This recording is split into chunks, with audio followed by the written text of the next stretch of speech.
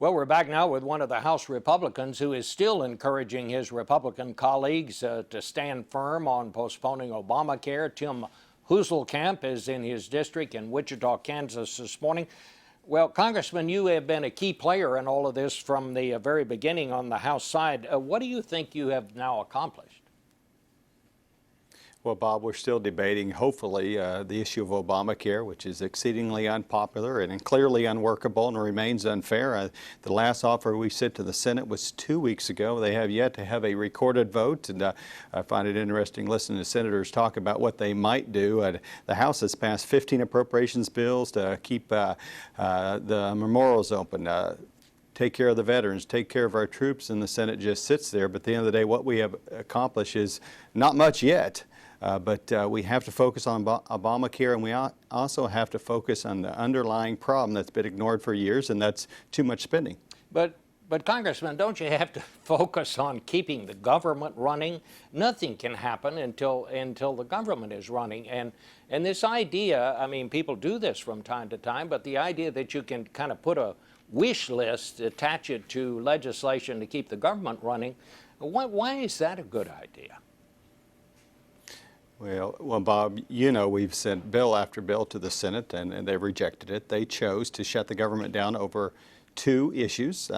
They did not want to extend the same break that the president gave to big business, did not want to extend that to the rest of America, and they also wanted to maintain their gold-plated health care system just for members of Congress. I think those are two very unpopular approaches from the Senate. But at the end of the day, we've got a spending problem, and we have a debt ceiling that's approaching.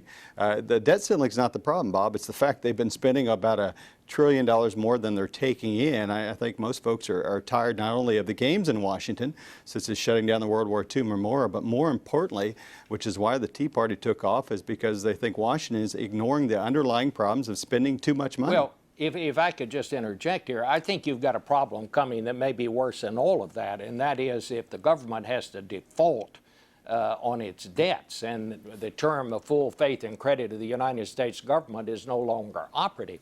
I mean, if that happens, we're going to plunge off into the unknown. Nobody knows what the impact of that will be on not just our economy, but the world economy. Would you be willing to let that happen in order to postpone Obamacare, which you haven't been able to do? Obamacare marches on, not marching very well right now, but Obamacare has started, and all of the rest of this is happening. Are you willing to let that happen to prove this point?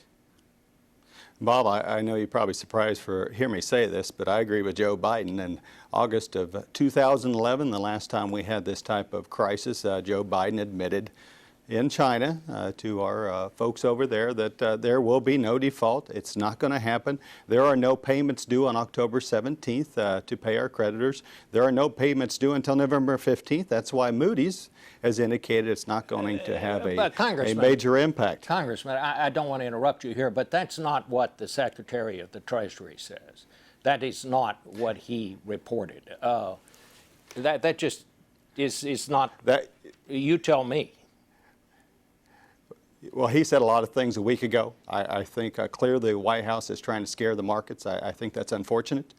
But at the end of the day, the reality is October 17th is a date that will not have a major impact unless the White House is able to create concern about that. But the real concern is not raising the debt ceiling, Bob. It's as Senator Obama said in 2006, it's an idea, it's the result of failed leadership. They're spending too much money in Washington, and this idea that we're going to continue to maintain a $700 billion deficit, that's the current position of the Senate and the President, is to continue these massive deficits. I mean, the frustration I have, and I think most Americans have, is not only the games, but more importantly, the ignorance of the major problem, a $17 trillion debt.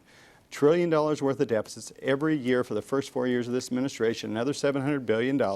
That's why during the debt ceiling proposal last week was to say, hey, let's talk about entitlements. Let's talk about how we can get our spending under control, not in the short term, not this week, this year, but in the next decade. And that's why the House Republicans are pushing for a plan to balance the budget in 10 years And Obamacare cannot be part of that plan because it blows a huge All right. hole in our deficits. I think you've made your point. You're not backing off. You're not budging a bit.